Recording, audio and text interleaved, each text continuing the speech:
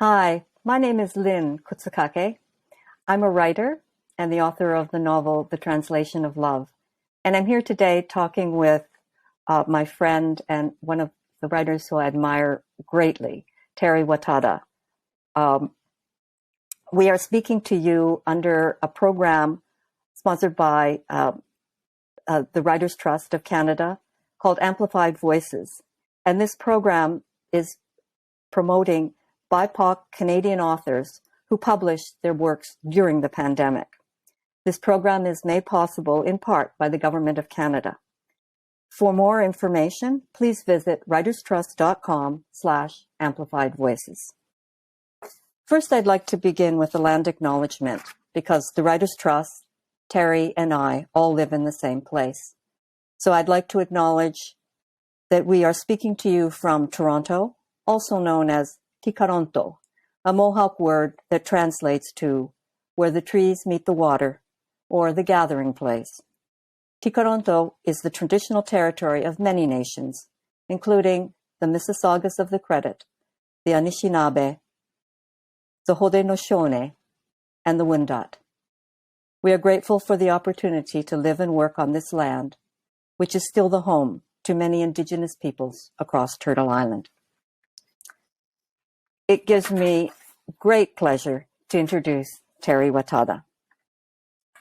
Terry is a novelist, poet, short story writer, and playwright. As well, he is an essayist, historian, columnist, and musician. He has published 5 volumes of poetry, the most recent of which, The Four Sufferings, came out in 2020. His plays, which include Dear Wes, Love Muriel, and Vincent, have been performed at Harbourfront, at the National Arts Centre in Ottawa, and at the Madness and Arts World Festival.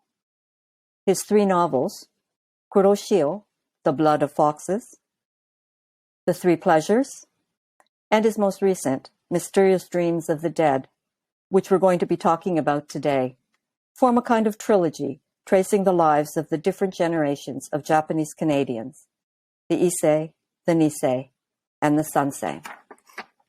Terry is the recipient of the Queen Elizabeth Diamond Jubilee Medal, the National Association of Japanese Canadians National Merit Award, and the Dr. Gordon Hirabayashi Human Rights Award.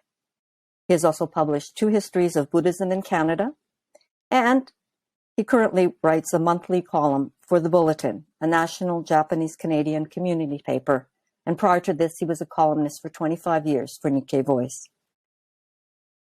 Terry is one of the great chroniclers of the Japanese Canadian experience. It's an enormous pleasure and privilege to have this opportunity to talk to Terry. Hi, Terry. Thank you very much. Very nice introduction. I have one question of you that just occurred to me. And I know I've asked you this before, but are you related to Ken Kutsukake? Yes. He's an uncle once removed. Once removed, okay. All right. Yeah, and he's in the Canadian Baseball Hall of Fame, right? He is. He was a member of the Asahi baseball team. Yeah, great team. He was a catcher. Yeah. And I've seen many photos of him catching. So that's great. And I knew him too as well. Yeah. So a good man, a very good man. I'm glad I asked that question. Thank you. Well, I'm so glad that you wrote this fabulous novel. I love the cover. Okay, great. Yeah. And I noticed that it's dedicated to the Sansei. And that's who I am. I'm the third generation Japanese Canadian, just like Terry. So I have some questions about your novel, many questions, and I'm looking forward to having a talk with you. But I wonder first if you might give us a short reading to give us a feeling of your voice, and then we can take it from there. Okay, I can do that. Do you want to set it up? Just what part you're going to be reading? You're not reading from the very beginning, I take it. So perhaps just explain a little bit about who you're talking about. We'll talk about them more as we go on. Sure. This is a section about well, it's entitled Oshogatsu 1991, which was New Year's Day. And the protagonist, Mike Shintani, is taking his translator to his mother's house. She's actually become his girlfriend. And what I personally like about this section is I talk about where the Japanese Canadians first started in Toronto, which was the Spadina and Dundas area. And not many people, yeah, exactly. Featured on this cover. That's the cover, yes, exactly. It's great artwork. Yeah, it is, isn't it?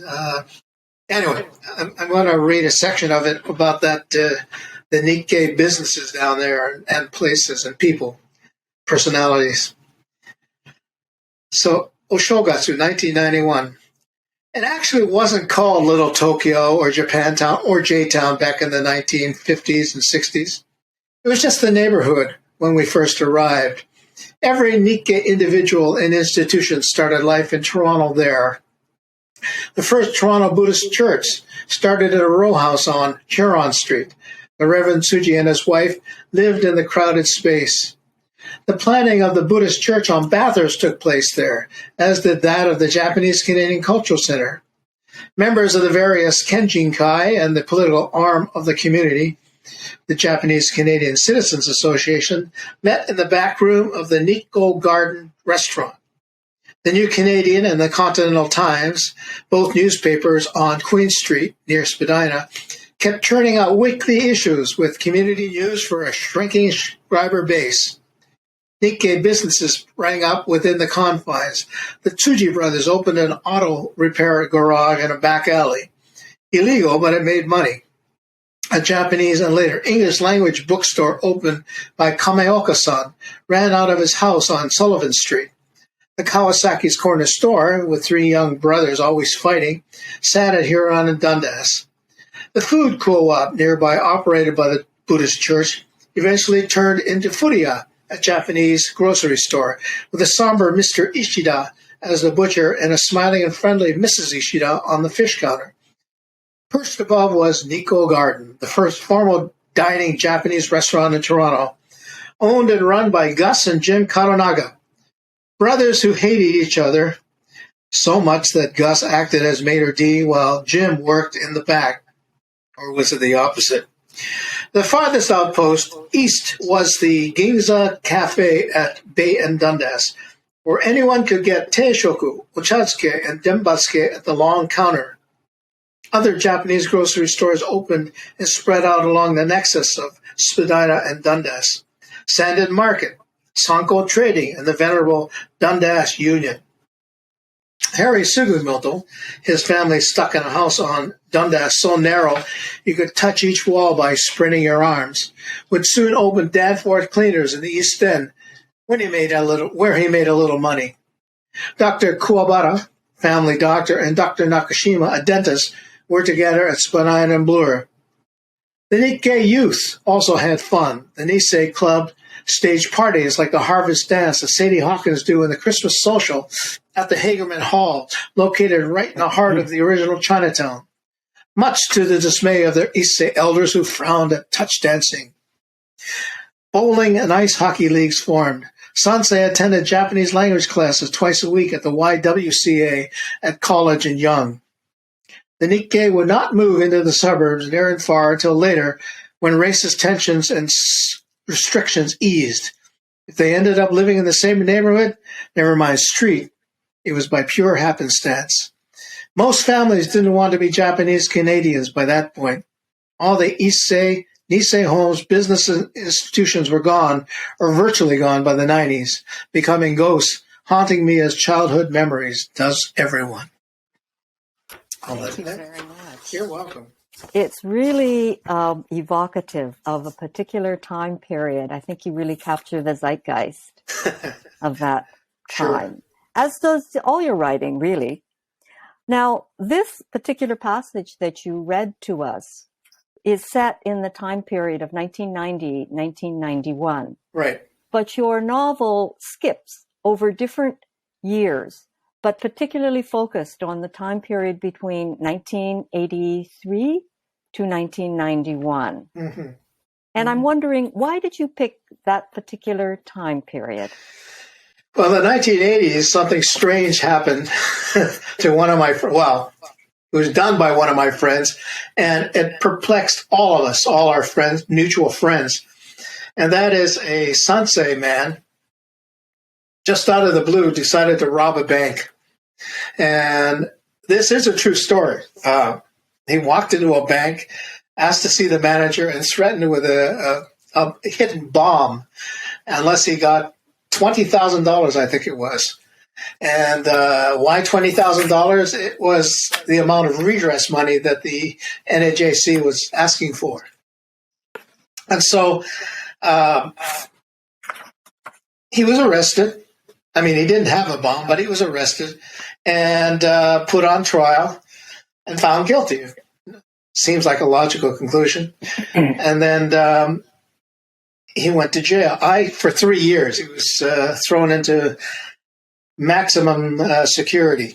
Now, the strange thing that's strange enough, but I mean, when I talked to him, turns out that he was against redress.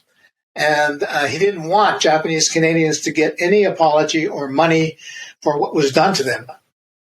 Instead, he wanted to shame the Japanese Canadians into not pursuing the redress.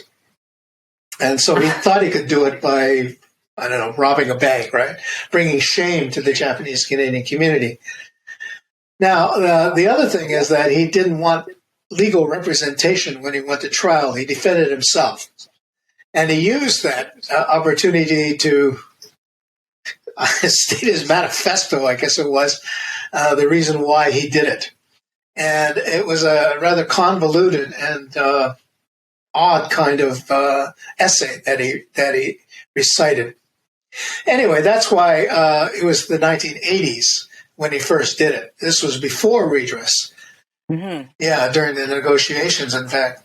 And then after, I skipped forward to the 1990s to show Mike Shintani, the protagonist, searching for his father because he found some of his possession in the family basement. Mm-hmm. And he finds something very important, doesn't he? Yes, yeah. Well, a few things, right? His diary, his dream diary, for one thing, and then a smooth rock is another. I won't reveal, the significance of these things. They have to read the book. And he also finds. I think I can reveal this, that the Japanese Canadians, the Issei, actually protested the war and the incarceration and the exile for 2 years after World War II in a place called Moose Jaw. Now, as I found out as well, Moose Jaw was a local distribution center. All the Japanese Canadians that moved east, they weren't allowed to move back to the coast, so they started to move east, and so Moose Jaw became a distribution center. They would go there first and then go farther from there. And so an interesting community grew in Moose Jaw. It was in a Air Force, defunct Air Force base, I think they were placed. And so that to me struck me as very interesting, as well as the Issei Gambaria, I guess they were called, protest group, staged protests in the camp. And that's a part of Japanese Canadian history that not many people know. Isn't it? Yeah. It's sort of a hidden side.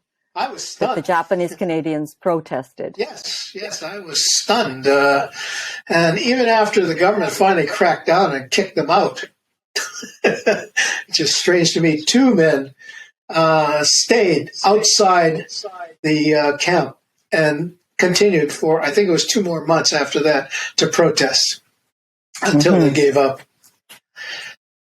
Well, I didn't realize that the character who opens the novel, Boku Sugiura, is really based on a real-life person. I'm hearing this from you for the first time. True. But I thought that the opening of your novel was extremely dramatic.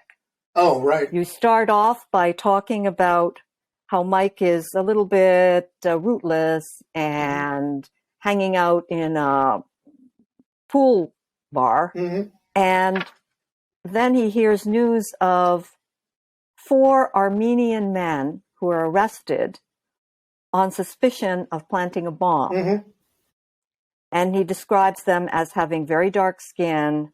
And the implication seems to be, well, maybe they're being accused simply because of the way they look.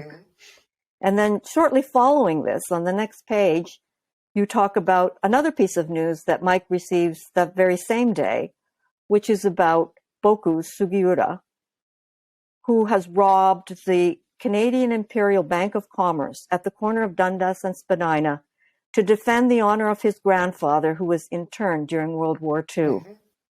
And the 25-year-old Sugiura told district court that he is willing to go to jail for 10 years to protest the treatment of 20,000 Japanese Canadians during World War II. So 20,000 Japanese Canadians, approximately, actually it was, I think, 21,000, were interned. And for redress, we were asking for $20,000 per internee. Actually, correct? $21,000. $21,000. Because it was $1,000 more than the Americans.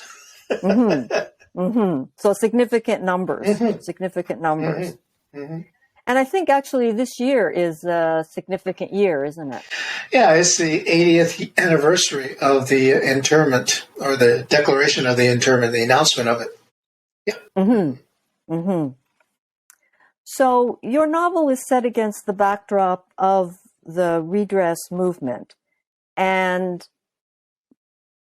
Mike and Boku have very different feelings about redress. Right. You've already talked about what Boku, or the actual real life character, felt. How did Mike come to feel the way he felt? What was it that triggered his interest in the redress movement? I think it was the injustice of the whole incident, right? It's my most personal novel, in that I didn't learn about the internment until I was 19. And when I first saw an exhibition of, I think it was New Denver, at the camp, and the conditions that our parents lived. And then I found out that we didn't get the vote till 1949. So that was just a few years before I was born. So theoretically, I could have been born a non-Canadian citizen. And that seemed, we had been there since 1867, I think it was. And it seemed rather, unfair. And that's why I think that Mike, as well as me, felt that there was a great injustice had been done, a violation of human rights to Canadians, as well as naturalized Canadians. And something had to be done. And Gordon Hirabayashi, the man you cited at the beginning, said to me once that money is important because that's what people understand corrects the wrongs that were done in the past. When you think about it, $21,000 is not very much money, considering that some Japanese Canadians lost millions during that whole period. So it was a symbolic amount.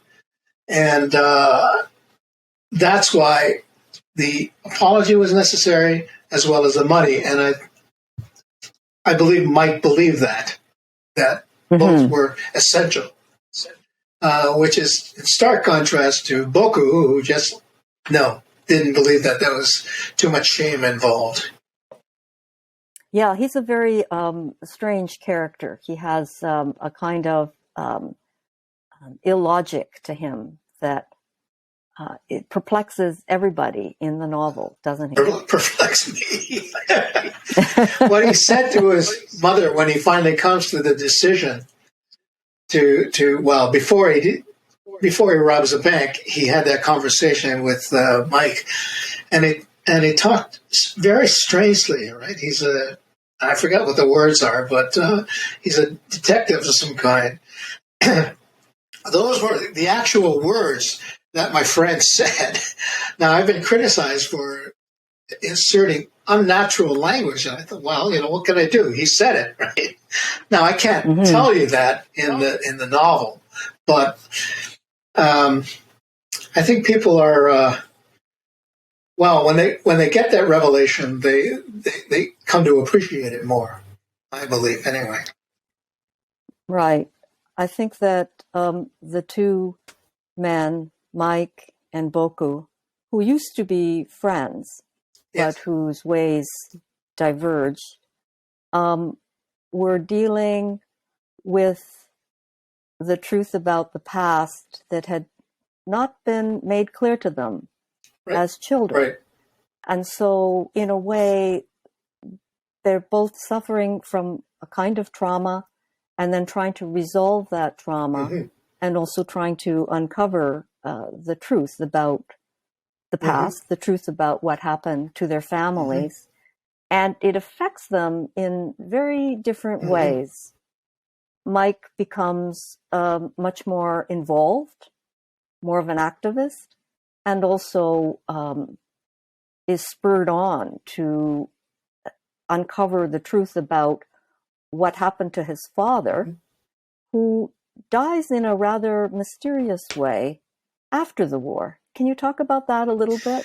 Well, in both cases, these Sansei, because they don't know about the past, it's all a very deep, dark secret. There's a hole in their existence, and they can't deal with it, really. I mean, there's no way to rationalize it. There's nothing they can do. Identity becomes a very, very important theme throughout the book and in their lives. And it goes one step further with Mike, since his father died when he was 15 and under mysterious circumstances. Why was he up there? What was he looking for? And he never, his dad never revealed why to him directly anyway. And that becomes, a central issue for Mike, finding out, because, his history, his character, his personality comes from partly his father and the history of the Japanese Canadians. And so he wants to fill that hole. Right. And so this is the way to do it. In Boku's case, his hole was filled by his grandfather, whom he perceived as a very decent and honest man, and who rose from his torment, I guess, of being arrested unjustly and thrown into jail and everything taken away from him. And so Boku has to try to compensate for that by celebrating his grandfather and try to emulate him in a way by being good and kind and rising above his situation. There was one passage in your novel which I found extremely moving. You wrote, and this is through Mike's voice, "None of us really survived the internment years. I've always believed that, even for my generation. Most of us were well-fed, clothed, and sheltered, most given advanced educational opportunities. Many of us became professionals, a few celebrated, honored, feted. But I knew all of us were plagued by an empty past. It was like a gaping wound that would never heal." Yeah. So I think that the intergenerational trauma, the fact that even though the Sansei weren't born, many weren't born during the internment years, and yet they still felt the pain of that past, and perhaps felt it even more because it was kind of hidden from them. during the late 70s or 80s and 90s, I learned that there was one Issei psychiatrist in Toronto, maybe even Canada. Oh. Only one. And he told me that he had a lot of Japanese Canadian Sansei patients. Most of them were women. Really? But they were all traumatized by their lack of identity, for their lack of knowledge of the past. And he couldn't explain why, and I don't know if he could help them all that much. And this speaks to me of the trauma created by the internment experience, even though they didn't experience it. And then throughout the years, I've noticed many Sansei who have suffered mental depression and mental illness, in fact. Of course, they wouldn't tell me why. I wouldn't even ask. But I think it harkens back to the lack of a background, a history, a sense of continuance throughout history. So that was important. Yeah, Sorry, go ahead. I was wondering about Boku. His actions seem to reflect a kind of very troubled mind, a very troubled approach to trying to solve the personal pain that he feels. I tried to present a progression. Initially he's just like many people who just want, a career, a wife, kids. I don't know about kids. I don't think he mentions it, but just a normal way of living. But then he gets into architecture, and he decides that the other students are only there for money, and that puts a foul taste in his mouth, And so he sees he sees it as somewhat distasteful, and so that sends him on a path in another way of finding something else. And when he looks to his grandfather and Japanese Canadian history, for that matter, he sees the answer is to rise above it and to not bother with becoming a millionaire and starting a family and growing like that. Yes, there are other characters in the novel who also struggle with this expectation and in some case desire to become very middle class, to get married, have a family, get a good job, have a big house. And I felt that Mike was looking at his friends and seeing the different paths that they were taking. Indeed. And I gather wondering about himself. Right, exactly, And I know in my own case, my older brother was almost 20 years older than I was. He was somewhat dismayed when I said, I don't want to be a doctor. And of course, he just looked at me and said, why the hell not? What are you going to be then? Oh, I don't know. I thought I'd major in English. What? And do what? Become a lawyer? No. Just study literature. And then he just sighed and walked away.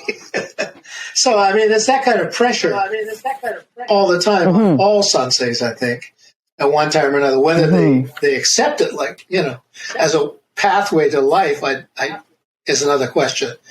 But that pressure is on ever since we were born. You became a creative artist from a fairly young age. Fairly young, yeah. And I am I right that you began as a musician? I did, yes. Like most of my generation, I saw the Beatles on Ed Sullivan.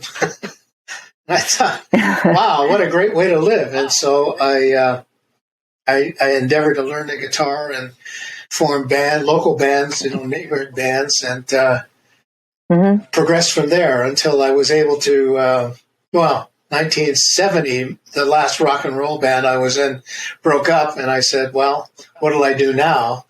I guess I'll write my own music and, become a singer-songwriter like so many others at the time. James Taylor, Joni Mitchell, so many others as well. And fortunately, there was a conference, an Asian Canadian conference that was held in Toronto, and I helped organize part of it. And I attended, and I played my music for the first time in front of people. And they seemed to like it. It was all Asian Canadian, which was wonderful. And I went from there, writing more and more songs, and then recording them and traveling across the country and into the United States as well. And it coincided with the Redress movement. So I guess there was a need to play music that was relevant to Japanese and Canadian and Americans in both countries. There is a Redress meeting at which somebody named Terry appears. Well, you caught me. That's playing some folk songs. My own vanity, I guess. I'd throw it in there. No. It's very cute. Good. So, would you say that your own quest for your identity, or for the shock that you felt at 19 years old at learning about your family's past, was one of the major factors in your artistic development? Oh, yes, indeed. When I saw those photographs, I went immediately to my parents and asked them about it, and they just told me to forget about it. So we're not going to talk about it. Well, why not? Because you don't need to know that. Well, of course, as soon as you say that, I have to find out. And so I started questioning my brother. He said the same thing. But eventually, with all my nagging, they finally said, okay, this is what happened. And it came out in drips and drabs. But I found that I could take that information and express it creatively, whether it be music and then later poetry. And then after that, books and plays and whatever else I could find to do. Yeah, I guess that your reaction was so powerful that you've never stopped digging. And the motif in this novel is of a man named Mike Shintani, who is driven to search for what happened to his father. And it's not always an easy search, is it? He has to go across country, and he has to pester his mother, who is not particularly happy that he's asking all these questions about his father. Oh, I see. Yes, there's a bit of tension between mother and son. But also I felt a lot of love, that there were reasons why she did not want to talk so openly. She wanted to protect her son from the shame of the past, and so that he could move forward, but not realizing that it was doing more harm than good. But I think that's how most parents react. Now, some were quite open about their past, but that those were the exception. I know in my case that they didn't want to talk about it at all, as I said. But it really spurred you on, didn't it? Yeah. The good thing is that because I got community exposure, if not public exposure, widely, in the wide public, with my writing, whether it be the columns that I started to write every month for the community newspapers, and all the other things I started doing, people started recognizing me as a writer. And so the elderly, the Nisseis, and some Sanseis too, would approach me to tell me stories. I didn't ask them. Oh. They just said, I had a girlfriend back in Lemon Creek. Okay. Don't get too graphic now, But they would tell me voluntarily, and or I would ask one simple question, and it would lead to so much else. And I'm very grateful to these people, and I would remember them and then later write them down so they wouldn't forget.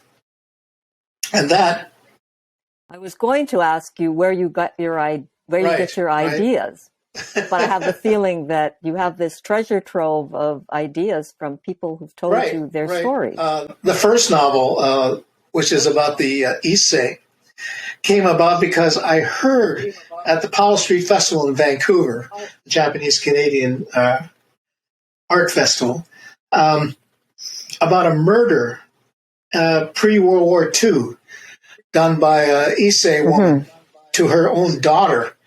And I thought, Issei don't do that. Are you kidding me? What's going on? And so then my best friend's mother said I was talking to him, and then she overheard, and she said, "Oh, I sat behind that girl at school, public elementary school." Oh, really? And then the whole story started coming out from there.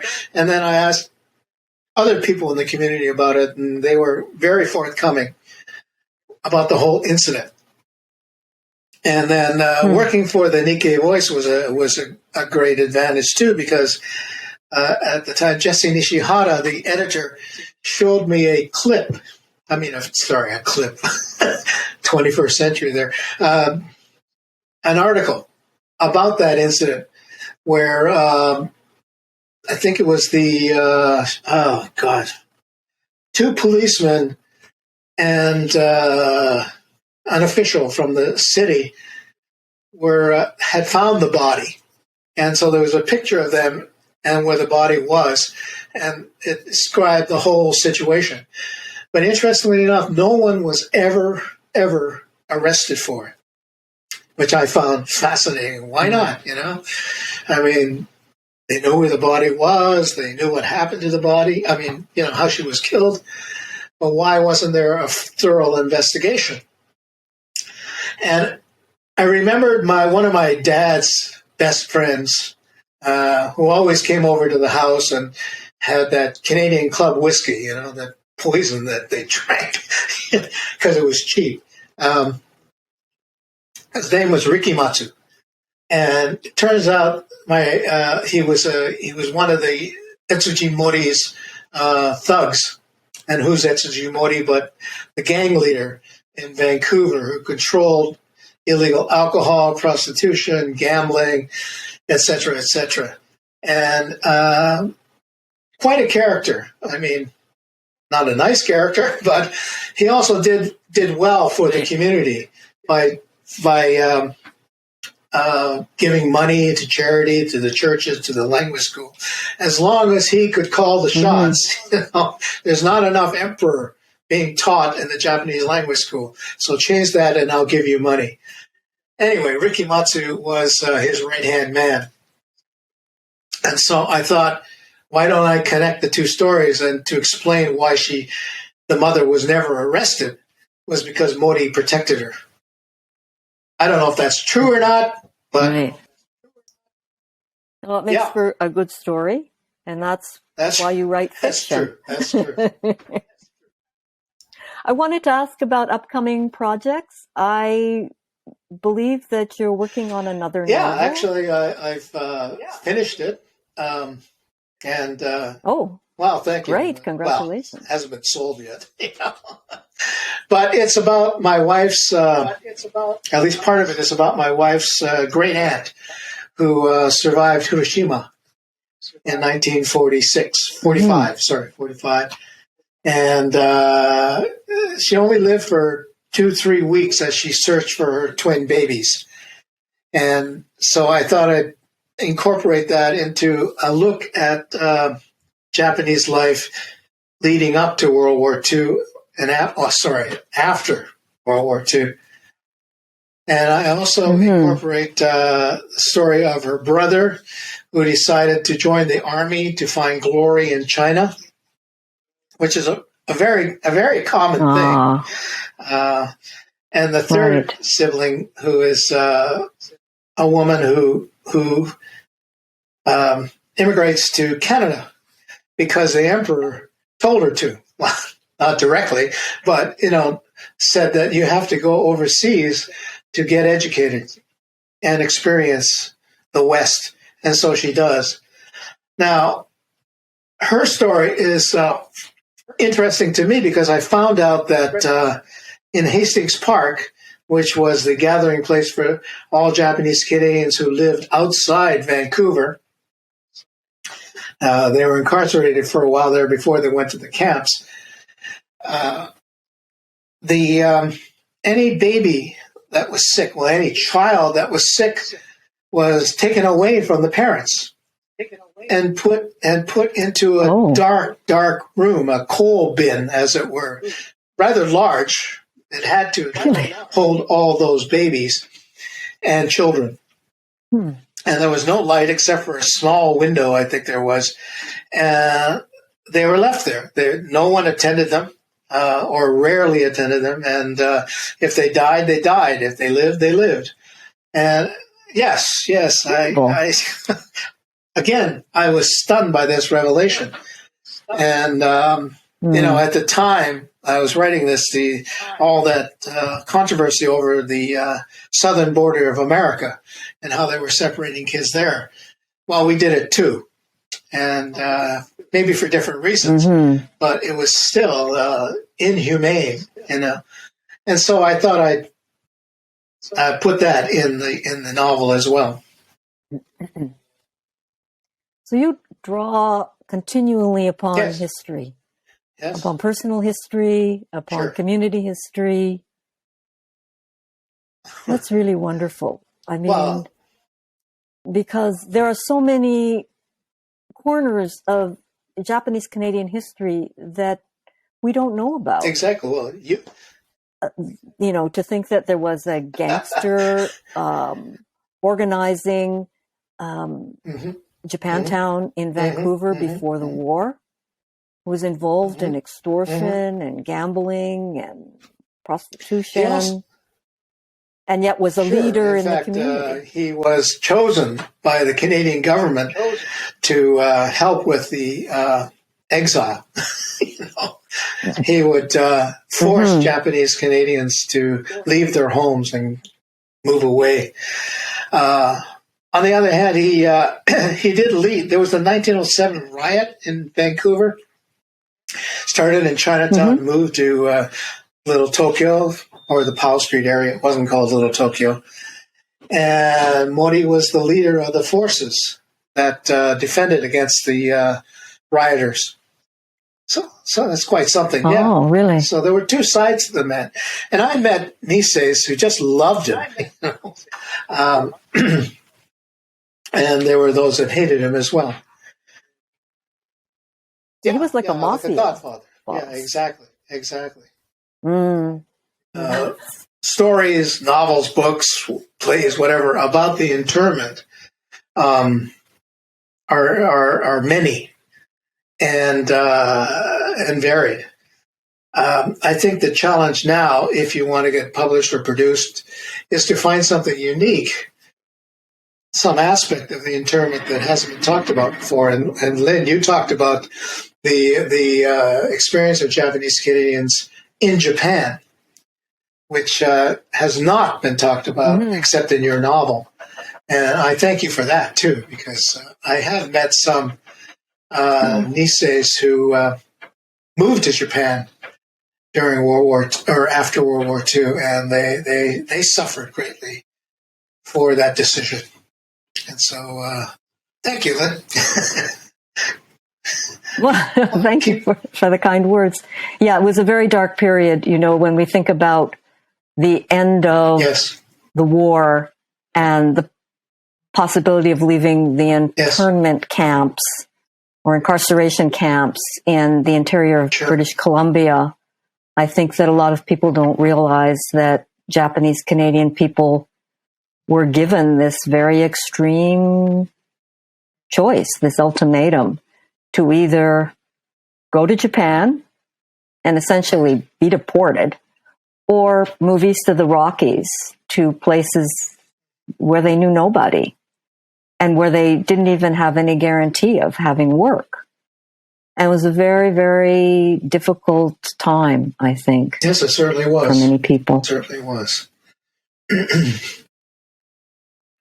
Anyway, it's been great talking to you, Terry. I've really enjoyed this conversation. And once again, I want to thank Writers Trust, Amplified Voices program, for giving us this opportunity to put a bit of a spotlight on Terry's novel, Mysterious Dreams of the Dead, which was published in the middle of the pandemic, but we're all still going strong. And thank you, Writers Trust. Thank you to the Government of Canada for supporting this program. Keep reading. That's right. Keep reading.